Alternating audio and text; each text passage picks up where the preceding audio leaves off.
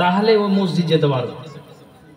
আর ওর বাড়ি থেকে জুমা মসজিদটা মোটামুটি কাছাকাছি 300 মিটার হবে। তো পার্শ্বে অক্তিয়া মসজিদ বাড়ির একবারে নাগালে। তো ওকে জিজ্ঞেস করছি যে বাড়ির পার্শ্বে মসজিদ, তো তুমি 5 ওয়াক্ত নামাজ রমজান মাসে আসছো, তারাবি পড়ছো, বাড়ি থেকে মসজিদ জুমা মসজিদ আসছো 300 মিটার কাছাকাছি হবে, তো কি বাবা ওখানে পড়লে তো হবে? তোমাকে কোনো মুলি বলেছে যে জুমা মসজিদে যেতে গেলে 300 মিটার হেঁটে আবার ওই মসজিদের নেকি বেশি হবে? পার্শ্বে মসজিদ আছে, পড়ে নাও। তখন ও জবাব দিচ্ছে যে মুলি সাহেব 1 মাসই তো পড়বো, তো একটু ভালো মসজিদে যাই। কি বুঝতে পারলেন?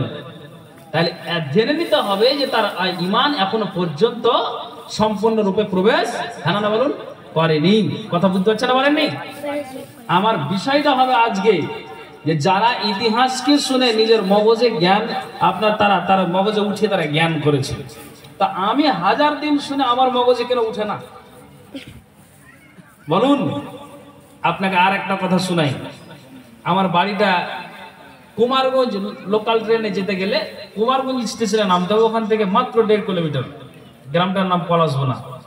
আমার গ্রামে একটা আইন করা আছে, আমি জুমা মসজিদের ইমাম, এটা বুঝাবার জন্য বলছি যে কাউরির যদি পরিবারের বাপ মা ভাই কেউ যদি মরে, তো ওকে 7 চক্কর লাগাতে হবে। যতজন জানাজাতে থাকবে ওদের সামনে তুমি 7 চক্কর লাগাও। 7 চক্করের